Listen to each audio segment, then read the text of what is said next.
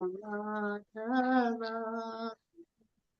Jaya Kunda Bihari Jaya Gopi Jana Vallabha Jaya Girivaradhari Jaya Gopi Jana Vallabha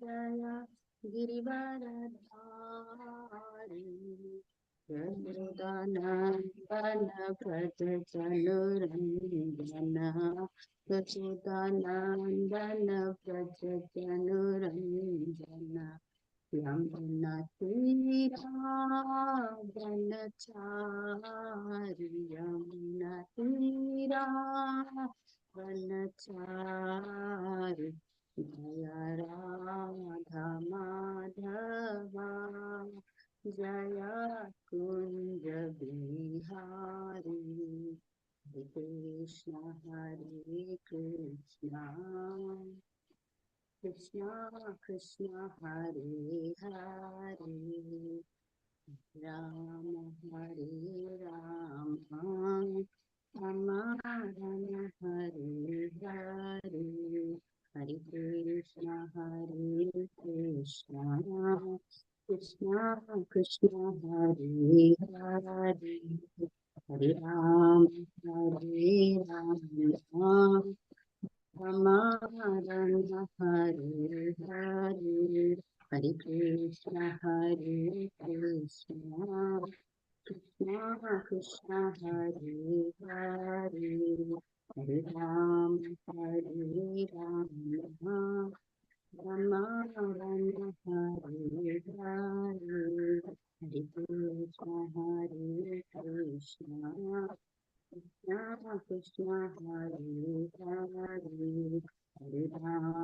Hare Rama Rama Rama Hare Hare Hare Krishna Krishna Krishna Krishna Hare Hare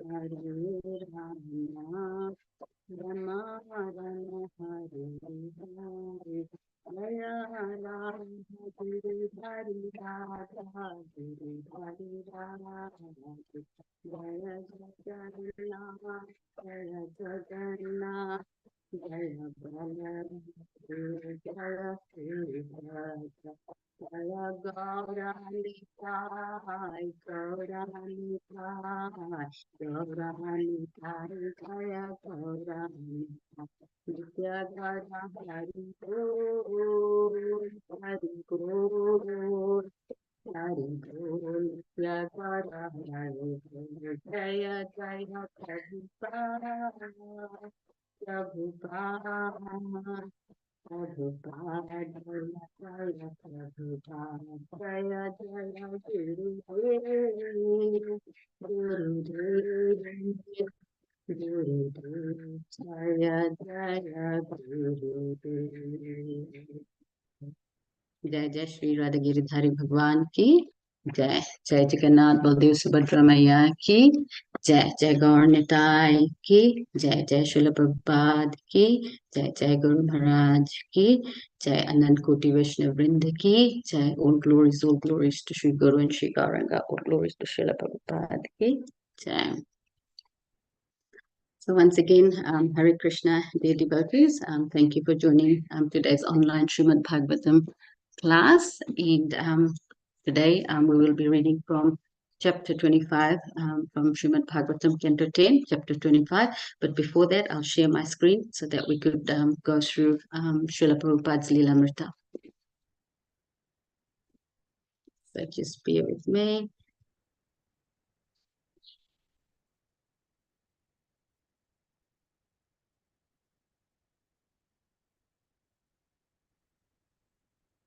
Prabhuji, can I just confirm that everyone can see my screen? Yes, Mataji, we can see it. Okay, Hare Krishna. So I'll start from once a young hippie on an LSD trip found his way upstairs and sat opposite the Swami. Right now, I am higher than you are, he announced. I am God. Prabhupada bowed his head slightly, his palms folded. Please accept my obeisances, he said. Then he asked God to please leave. Others admitted frankly that they were crazy or haunted by ghosts and sought relief from their mental suffering. Lon Solomon. I was looking for spiritual centers, places where one can go, not like stores where they ask you to leave, but where you can actually talk to people and try to understand the ultimate truth. I would come to the Swamis knowing it was definitely a spiritual center. There was definitely something there. I was on drugs and disturbed with the notion that I must be God or some very important personality, way out of proportion to my actual situation. I was actually in trouble, mentally deranged because of so much suffering, and I would kind of blow in to see him whenever I felt the whim to do so. I didn't make a point of going to his meetings, but a lot of times I would just come. One time I came and spent the night there. I was always welcome at any time to sleep in the storefront. I wanted to show the Swami what a sad case I was, so he should definitely do something for me. He told me to join him and he would solve my problems, but I wasn't ready. I was really into sex and I wanted to know what he meant by illicit sex. What was his definition? He said to me, "This means sex outside of marriage." But I wasn't satisfied with the answer and I asked him for more details. He told me to first consider the answer he had given me and then come back the next day and he would tell me more. Then I showed up with the girl. The Swami came to the door and said, "I am very busy. I have my work. I have my translating. I cannot talk with you now." Well, that was the only time he didn't offer me full hospitality and full attention and talk with me as many questions as I had. So I left immediately with the girl. He was correct in his perception that I was simply going to see him just to try to impress the girl. He saw through it right away and he rejected that type of association. But every time I came, I was in trouble and he always helped me. Sometimes young men would come with scholarly pretensions to test the Swami's knowledge of Bhagavad Gita. "You have read the Bhagavad Gita, or you have read the Gita," Prabhupada would say. "So what is your conclusion? If you claim to know the Gita, then you should know the conclusion that Krishna is presenting." But most people didn't think that was supposed to be a definite conclusion to the Gita. And even if there were such a conclusion, that didn't mean that they were supposed to arrange their life around it. The Gita was a spiritual book and you didn't have to follow it. So I'll stop there. Srila Prabhupada Lilamrita ki Jai.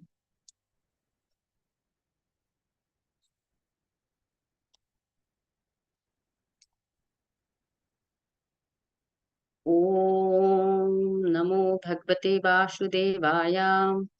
Om Namo Bhagavate Vasudevaya. Om Namo Bhagavate Vasudevaya. नारायणाय नमस्कृत्य नारं चैव नरोत्तमां देवीं सरस्वतीं व्यासं ततो जयमुदीरयेत्। नष्टप्रयासु भद्रेषु नित्यं भागवत सेवया भगवति युक्तं श्लोके भक्तिर्भवति नैष्टिकी।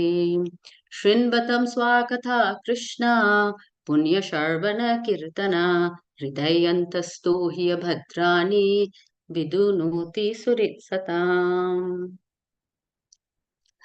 So today, dear devotees, we are reading from Srimad Bhagavatam, Canto 10, Chapter 25, titled The Characteristics of King Puranjana. So I will share my screen so that we could go through the verse that we'll be looking at today. So please just bear with me again.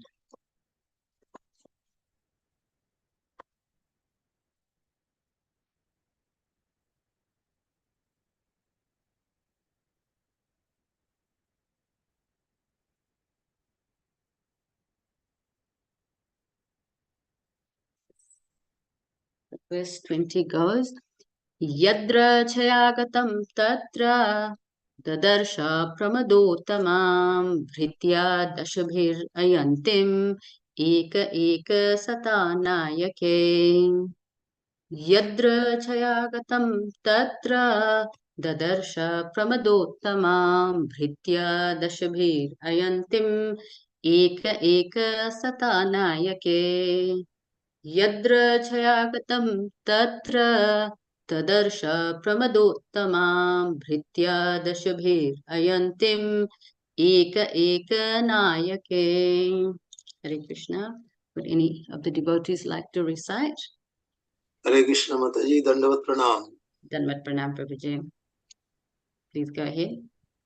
Yadrichaya agatam tatra dadarsha pramodottamam bhrittave dashabhirayuntim ayantim eka ekoi shatanayakoi. Hare Krishna. Thank you. Hare Krishna Mataji, I am also trying. Thank you. Yadrichaya gatam tatra dadarsha pramodottamam bhrittairdashabhirayantim ekoika shato nayakoi. Hare Krishna. Hare Krishna. Hare Krishna Anyone Mataji. else? Hare Krishna Mataji. Hare Krishna Mataji, please go ahead.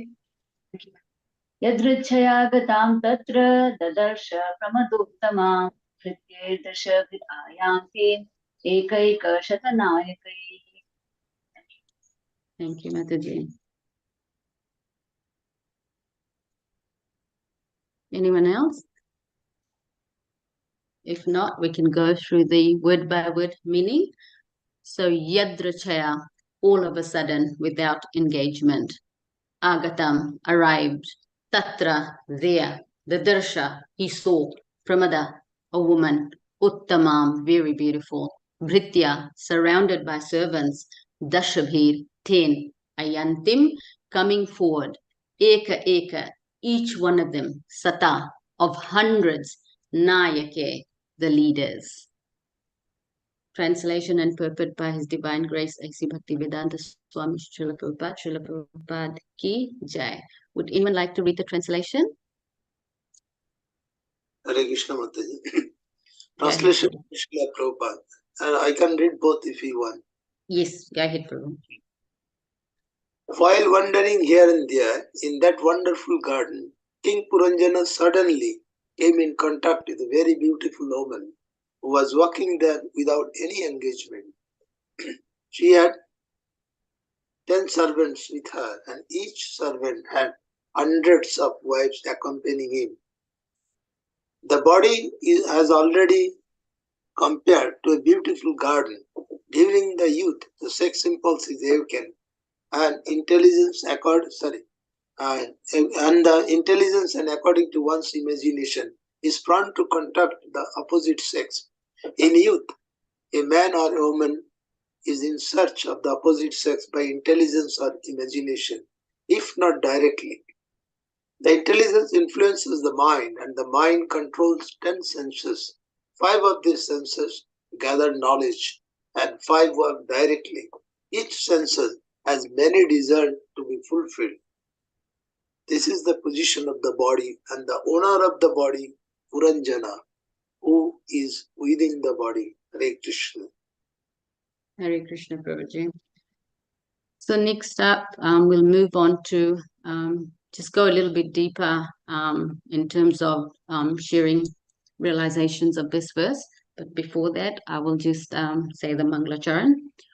Om Jnanatimrandasya Jnananjana Shalakaya Chakshuran Militam Yena Tasme Shri Guruvay Namah Shri Chaitanya Manobhishtam Sthapitam Yena Bhutale Swayam Rupa Kadamayam Tadati Swapadantikam Vandeham Shri Gurur Shri Yuta Padakamalam Shri Gurun Vaishnavamscha Shri Rupam Sagrajatam Sahagana Raghunatanavitam Tam Sajivam Satvaitam Savadhutam Parijana Sahitam Krishna Chaitanya Devam Shri Radha Krishna Padan Sahagana Lalita Shri Vishakhan Svitamscha.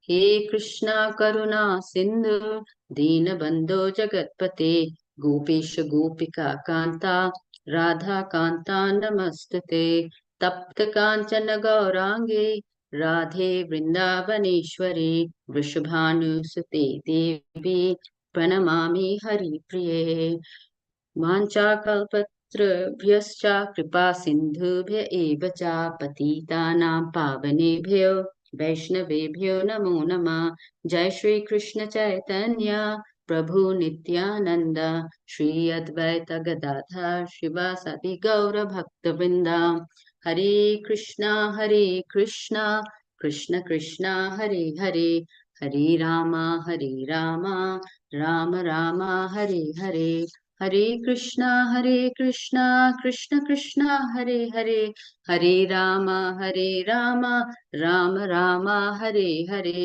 Hare Krishna Krishna Krishna Hare Hare Hare Ram Ram Ram Hare Hare.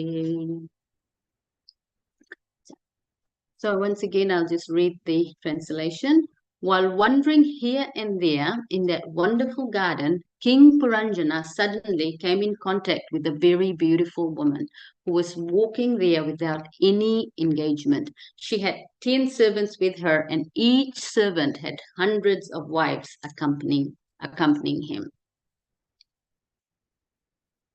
Okay, so before we discuss the verse, just a little bit of background and context in terms of the chapter so far. So we see in this chapter there was a king, King Parichana Bharashit, and he had 10 sons called the Prachetas. And at the beginning of the chapter, we see that Lord Shiva has instructed the sons, and they have gone to perform austerities. The king has remained in the kingdom. The king is doing a lot of karam-kanda activities. Actually, it is said that the king was so addicted to doing yagnas that as he was performing one yagna, the paraphernalia of the next yagna would be getting ready, so that as soon as he finished one fire sacrifice, he would go and sit in the next one. So that's just how much addicted he was to yagnas. So in terms of doing this, in terms of this addiction, he caught the attention of Narad Muni. So Narad Muni became very compassionate. There was two key reasons for Narad's compassion. Firstly, this king came in the lineage of pure devotees such as Dhruv Maharaj, King Anga, and Prithvi Maharaj. So Narad Muni was a bit concerned about the king's addiction towards yagnas. The second reason was obviously being very compassionate. Narad Muni wanted to come in and enlighten him so that he could move back into the path of Bhakti Yoga.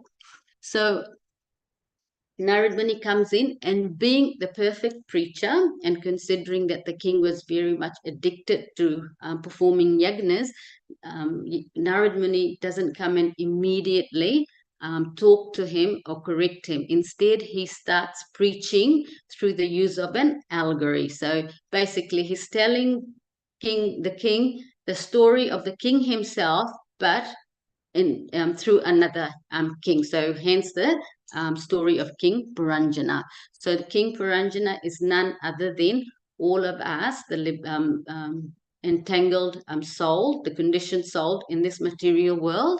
It is our story that Narad Muni is telling.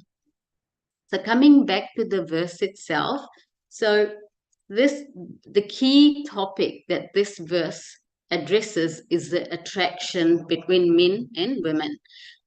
There's a couple of things that the verse talks about. Firstly, that attraction exists. Secondly, that attraction is very, very strong. Thirdly, it tells us that this attraction keeps us entangled in the material world, and there's nothing that keeps us as entangled as sex life. And fourthly, it tells us that this attraction of the opposite sex is awakened during youth.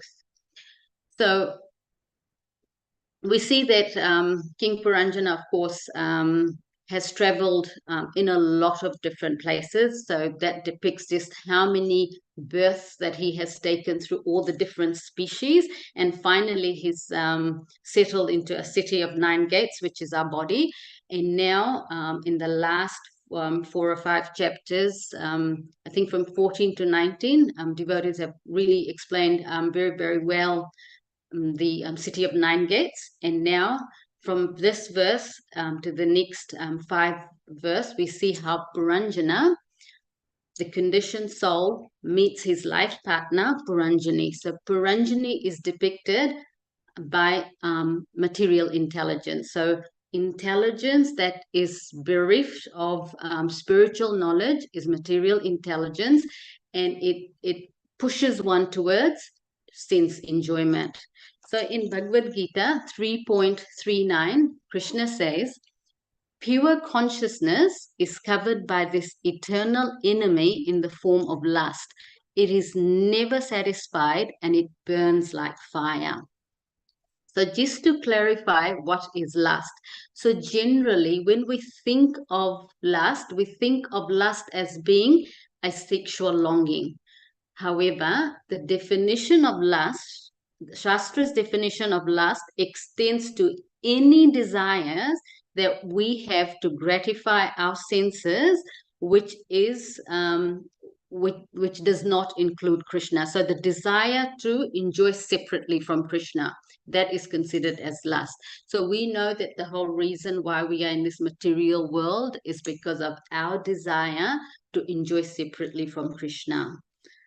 So going back to the verse, if we look at, there are a couple of key words in this verse, or even before we go to that, when we read the translation, we can look at the verse as saying the human, we are in a very, very vulnerable position. Why are we in a very vulnerable position? Because we are conditioned and we have got 10 senses, and the 10 senses has got so many hundreds and hundreds of desires. Now, these desires are not just from this birth, but from the many, many previous births that we have. So we are in a very vulnerable position. But on the same token, the scriptures tell us that this human form of birth is very, very rare. It is so rare that even the demigods, they wish to get a human form of life. And the reason for that is that because it is our only opportunity, it's the golden ticket that we can use if we use by following the injunctions of Shastra. It is our only ticket to get out of this material entanglement. So therefore, we've seen in so many lectures, Srila Prabhupada uses the analogy that we've got to make good use of a bad bargain. So on one end, we are very vulnerable because we are entangled. We've got the 10 senses. We know that intelligence should be driving the mind, but the mind has got so many qualities that work against us. It's restless, it's stubborn, it's all over the place. Then intelligence should be driving the mind, but it doesn't. In most cases, it's the other way around. And then the other point is that having intelligence that is bereft of spiritual knowledge is not good. So if intelligence is only teaching us how to feed our bellies, obviously it'll drive the conditioned soul to enjoy. So instead of liberating the conditioned soul, that intelligence makes the soul a Godasa as opposed to a Goswami. So there are 2 keywords that struck out to me in this verse, and they carry a lot of meaning. The first word is yadrachaya. So yadrachaya means all of a sudden. So we see that Puranjana is walking around the beautiful garden, and all of a sudden he meets Puranjani. So that word also means spontaneously or unexpectedly or by accident. So that's one key word. The other one is pramada, so woman, and that is also the other way to explain that is one that bewilders. So we'll look at each of these in detail. So in terms of the first word, yadrachaya, the key point is that, as we've seen, that um, um, Puranjani represents material intelligence. So, and she is surrounded by 10 servants, each having hundreds of desires. So, associating with Puranjani means there is a very high likelihood of fall down. So, there's a couple of things that this word can warn us of as practicing devotees. And the first is that our senses must never be allowed to wander without engagement. So that means that we should ensure that our senses are always engaged. So material nature, we know, is beautiful. It is, after all, Krishna's creation. But the senses are given to us to utilize in the service of the master of senses.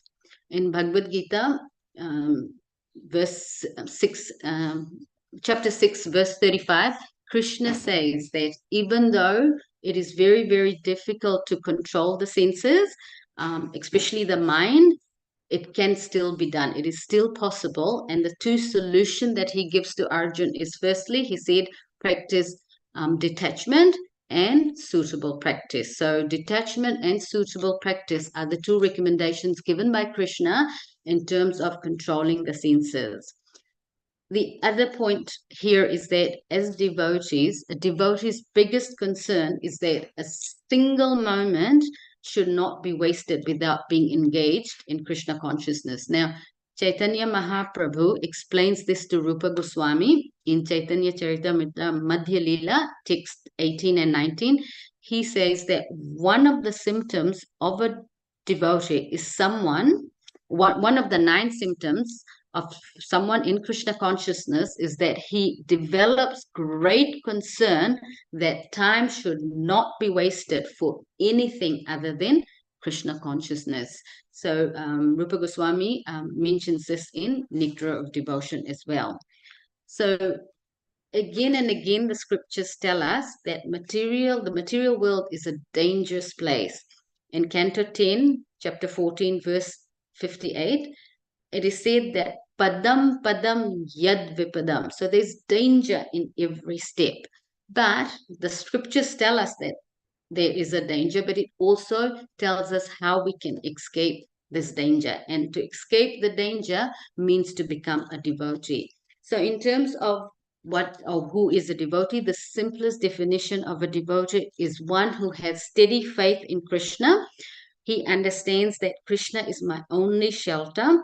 And the second definition is of a devotee is one who is a Goswami. So one who has mastered his senses, which means controlling the 6 urges as defined by Rupa Goswami in Nectar of Instruction, verse 1. So of the 6 urges, the tongue, belly, and the genitals are of prime importance in terms of controlling it, because those 3 are the root cause of that attraction, and it can cause our greatest fall down.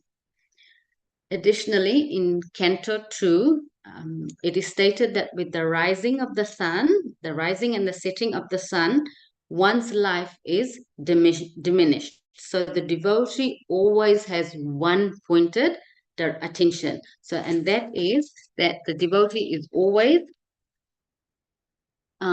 concerned about getting shelter in the lotus feet of the Lord.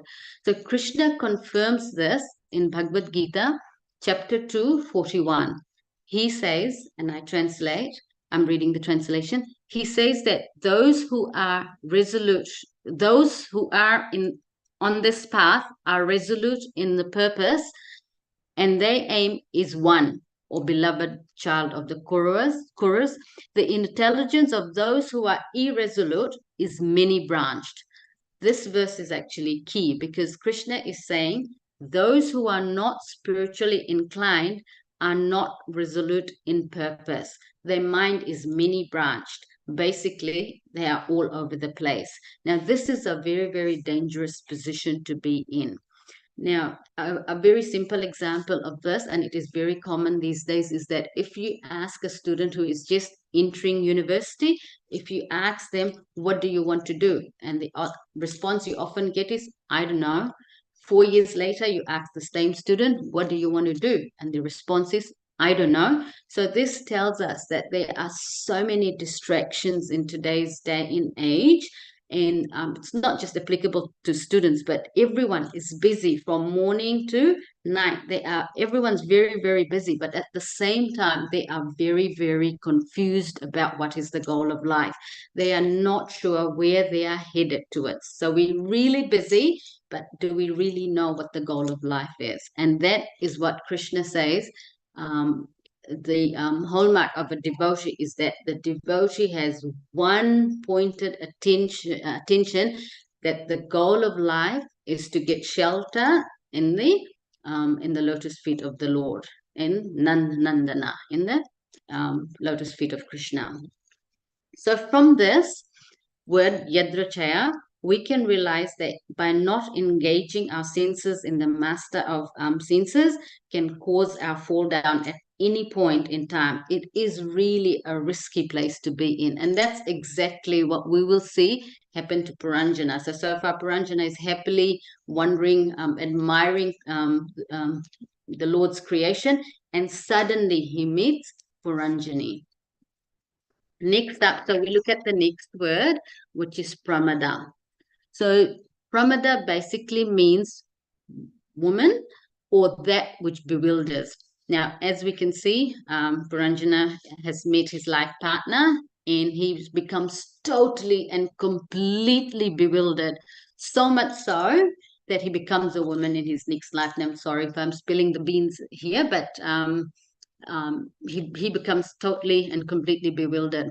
In this verse, women represents intelligence, as we've mentioned before, but the intelligence that it represents is material intelligence, that which encourages or promotes sense enjoyment, as opposed to spiritual intelligence, which encourages, or it liberates the soul, in terms of it gives the entangled soul understanding that, what is the goal of life, where because this is the goal of life, this is how the senses should be utilized. So the scriptures tell us that women, especially the female form, is the biggest cause of one's fall down. Why? Now, this is because by arrangement of Prakriti, which works under the direction of the Supreme Personality of Godhead, women have the ability to bewilder. Even the Supreme Lord has used this form to bewilder the demons. We know the pastime during the churning of the ocean. Krishna took the form of Mohini Murti to bewilder the demons who were in the bodily concept of life, and therefore they were totally bewildered, and they allowed the Supreme Lord as Mohini Murti to distribute nectar as she pleased. They were totally bewildered by that form. Likewise, we know the pastime of, we know the story of Putna, who was a demon, and she bewildered all the inhabitants of Gokul. How did she do that? When she came to kill Krishna, she took the form of a very beautiful gopi. So she bewildered the inhabitants of Gokul in such a way that all of them thought that she was Lakshmi herself that had come to visit Krishna. So that female form is very, very bewildering. So how to understand the role of women in bewildering men in a balanced sort of way? So internally, we understand that as souls, there's no difference. So both men and women, as souls, are exactly the same. Both of them are entitled to attain liberation, to attain Krishna and go back to Godhead. But externally, the female body can bewilder a man's intelligence, and this is just how material nature intends it to be. The spirituals, the scriptures confirm it. So we know that scriptures are Praman, and that is the truth. So Srila Prabhupada often has used this example, which is taken from Canto 7, Chapter 12, verse 9, where it says that men are like butter and women like fire. Both are good when separated, but when they are put close, the butter melts. So men are considered strong in every aspect, but in the case of sex, it's the other way around. So next up, we just look at, in fact, in chapter 22 of Chaitanya Charitamrita, Madhya Lila, Lord Chaitanya Mahaprabhu also quotes that a devotee's most forbiddable enemy is association with women in an enjoying spirit.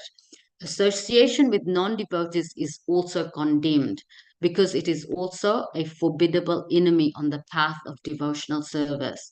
One has to fully surrender onto the lotus feet of Krishna and give up attraction for women and non-devotees, unquote. So two things, someone who is really, really serious about their spiritual journey, two things that we need to be careful about is association of women in the enjoying spirit and association with non-devotees. Now, Lord Chaitanya Mahaprabhu even says that by looking at a wooden doll can cause desires in a man and can be the cause for fall down. And therefore, the association of materialistic men and women should be avoided at all times for someone who is very, very sincere in their spiritual life.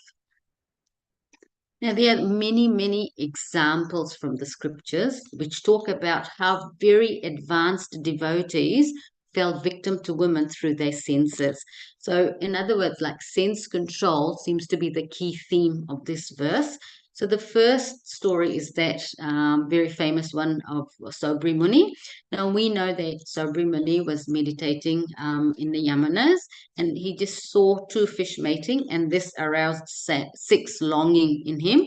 We know the rest of the story. He married 50 daughters of the king. He had many, many children and grandchildren, but he was still not able to satisfy his senses. Then there's the story of Ajamil. He saw a fallen woman enjoying with a Sudra, and he fell victim to the desire to enjoy with someone other than his wife. So note, Ajamil had a very chaste and obedient wife. He could have satisfied his senses in a regulated manner, but that did not happen because he had got totally and utterly bewildered. Vishwamitra, we also know, fell victim through his ears just by hearing the ankle bells of Manika. And then we also know in Canto 9 the story of King Purava, who was so infatuated with Urvashi that even though she agrees to see him one day of the year, all he did for the other days of the year was just to wait and long for that one day. Now, how do we understand this? Now, all these personalities, they were very, very great personalities. Some of them were very, very advanced. And all of them, after indulging in sense gratification for a very, very long time, they reached that, two realizations. So they concluded, each one of them. So these stories are given in the Bhagavatam to teach us something. So these personalities, they fell victim through these ways. What was their conclusion? That's the cream of the instructions that we should be looking at. So the first conclusion that they reached is that lust is insatiable. It is impossible to satisfy, that no matter how much we enjoy, the senses demand more. So most of us would be familiar with the term dil mange more. So the heart always wants more. That's just how it is. And feeding lust is like trying to stop a fire by putting more fuel to it. As long as we are causing it to burn, it will want more. It'll continue to burn. The second realization that they got was that only the Supreme Lord can help us. So the solution to satisfy one's senses lies in engaging the senses in the loving service of the Lord. Having higher taste automatically makes one lose taste in satisfying low-grade taste. And just as so it's not all gloom and doom. Just as we have examples of personalities who fell victim to their lust, we likewise, the Bhagavatam gives us many, many examples of personalities that show us how to overcome lust. So the most prominent example is that of Maharaj Amrish. He utilized all his senses in the Lord's service, so much so that to save him from Durvasha Muni, Krishna did not have to release his Sudarshan Chakra, right? The Sudarshan Chakra of Krishna released itself to come and help Maharaj Amrish. So the learning here is that a pure devotee of the Lord is always protected by Krishna's Sudarshan Chakra. So even if Krishna is playing somewhere, his Sudarshan Chakra is always protecting the pure devotees. The second example is of Haridas Thakur. Through devotional service to the Lord, he converted a fallen and lusty woman to become a great devotee of the Lord. So we all know that pastime. We also know Prahlad Maharaj, through his steady faith in the Lord, he caused the appearance of Lord Nrsimhadev. Then, of course, the other example is that of Bhishmadev, who took a vow of lifelong celibacy for the happiness of his father. And to date, he is glorified. And there are many, many others. So I guess in terms of concluding today's session, we can get the understanding that success in our spiritual life is dependent on how seriously we take up our sadhana. So are we, if we go to Srila Rupa Goswami's instructions, have we got enthusiasm? Are we confident? Are we patient? So Usha Nishya Dharya. Are we endeavoring in that way? The success of getting out of this entanglement is to get rid of our subtle body. So our subtle body is made up of mind, intelligence, and false ego. And each of those can be delivered. The mind, we know, can be delivered through chanting. And so are we chanting as intended, or are we chanting because it's a chore? It's a vow that we've taken, and therefore we need to chant. Or are we seriously chanting with the end goal being, I have a subtle body, and if I chant, I can deliver the mind? Is that our focus? Intelligence is part of the subtle body, and it can be delivered through scriptures. So if we look at scriptures, sharpen our intelligence. So it will allow us to understand who we really are. So Shastras, or intelligence gets delivered through scriptures. I was listening to Nitai Sevani Mataji's class, and there's a point that really stood out for me, where she talks about that the scriptures are like the mirror. So if we look at the mirror tells us what is wrong. So say, for example, if we wanted to see if our hair was okay, we look at the mirror, and the mirror will exactly tell us whether it's wrong or we need to do something about it. So the scriptures is like that. It'll tell us what needs doing, but it won't actually fix it for you. The fixing is for us to do. So if we, in the example over here, if it's not right, then we do something about it. So to deliver the mind, the scriptures, reading the scriptures is important, but even more important is actually doing something about it. So the scriptures will tell us that this is what we need to do in order to get this.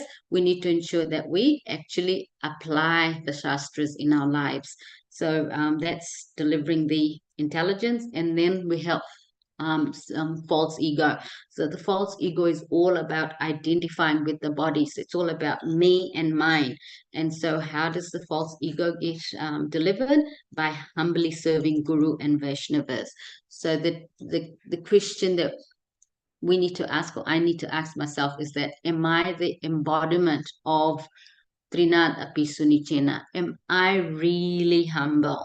And am I humbly serving? Am I only getting, or am I also giving?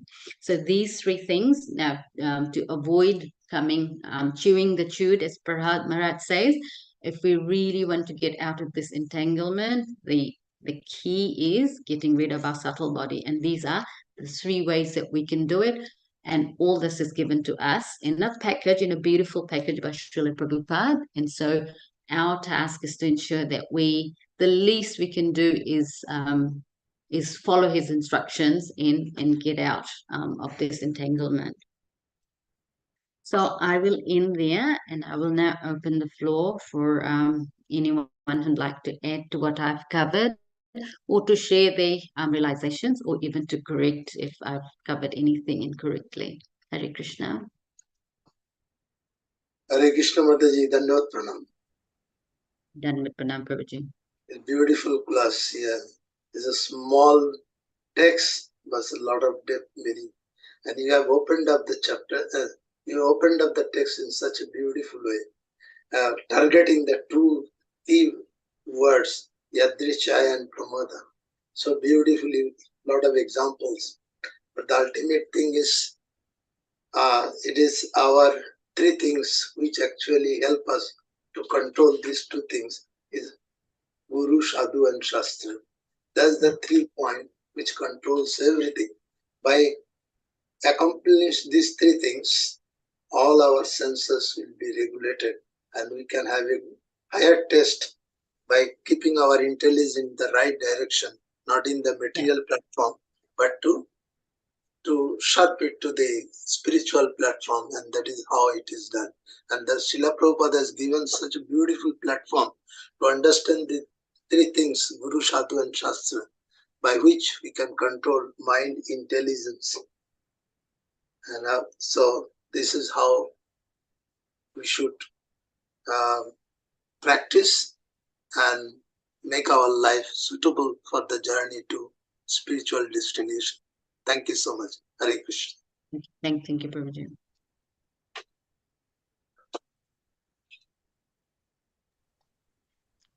Hare Krishna Mataji, Dandavad Pranam. Thank you very much for the very nice class, particularly elaborating every points and giving examples from Shastra, everything to substantiate it. Very nicely covered and very well from various angles you have discussed. So thank you for that and for this very nice class. A few things which came to my mind while you were taking me. The first, you have distinguished between the last, what is last? Sometimes there is narrower sense. You tried to say that people consider it as a sexual sort of thing. So, but last means in Chaitanya Charitamrita also, there is a good definition of last is given. And if I can remember, it is Chaitanya Charitamrita. It is in Adi Leela in 4:165. Atendriya pritivancha tare bolikam, Krishnendriya pritivancha dhare premna. The desire to satisfy one's own senses is kama, and the desire to please the senses of the Krishna is love. So you have very nicely pointed out that one, the very clear distinction that what is material thing, what is material and what is spiritual. Very nicely told. And also you have told about how to control it, giving example of Bhagavad Gita 3. It is 6:35 where it is told that Asangsha Mahabhava, Krishna is telling to Arjuna. Arjuna was telling previously it is very difficult to control the mind. It is as difficult as controlling the wind. And Sri Krishna told Asangsha Mahabhava, Mano Durnigraha Chalam, Mano Durnigraha Chalam. And there he says the 2 things are needed. One is by Abhyas and Vairagya. These 2 words he has used. And so we have to use Abhyas means for making endeavor to enjoy to employ our senses for the service of the Lord. And we have to do it repeatedly, and only then. And that itself will bring detachment. And so when both together combine, that will help us to control our senses. Otherwise, it is very difficult to control the senses, and particularly when it is for a materialistic person, as you have nicely quoted 241, Devashayatmika Buddhi, where it is told that when it is Devashayatmika, when it is a fixed determination for this Supreme Lord, we endeavor for that. That is unidirectional. But otherwise, for a material person, he has economic goal. He has got material goal, political goal, so many. He is political, economic, everywhere he is involved, and he doesn't know where he is to give his direction. He utilizes senses, and he is utilizing that way and get perplexed. But for us who are spiritual, we want spiritual direction. We extend all our senses for the service of the Lord, to satisfy the Lord. In this way, we remain focused, and that is the way for us to make success. We have very nicely covered all these things and has given us, reminded us, in other words, what we should do to in our spiritual journey, and what is the importance of Shastra. You have also told. So when we follow that, and keeping good examples we have given of the careful we should be, otherwise in the material world it is very, very difficult. Every step is danger. But when we take shelter of the Lord, that prevents us to get misdirected, and in this way we can reach our goal and make our human life purposeful, for which the Lord has given us. We make best use of it, and in this life go back to this, make best use of this opportunity and go back to Godhead, which Prabhupada has told and helped us through his literature, his personal effort, and let us make use of it and reach our goal. Hare Krishna. Hare Krishna. Nice summary, Prabhuji. Thank you. So if there's Hare Krishna, Prabhuji. So nice, very insightful class. So many very original insights, so beautiful examples. Really enjoyed it. Especially, I like that point where you made about liberation of the subtle body. I never realized that. More important than the gross body, realize that liberating the subtle body, mind, intelligence. Really. Cool. Thank you, Prabhuji. So if there's no more comments or additions, we can end the class here, Prabhuji. So Granth Raj Srimad Bhagavatam ki jai. Vanchakalpatarabhyascha kripa sindhubhyo patitanam pavanebhyo vaishnavebhyo namo namo. Shri Prabhupada ki jai. His Grace Rangadevi Mataji ki jai. Shri Prabhupada ki jai. Hari Hari Bol. Hari Hari Bol. Hare Krishna. Hare Krishna. Hare Krishna.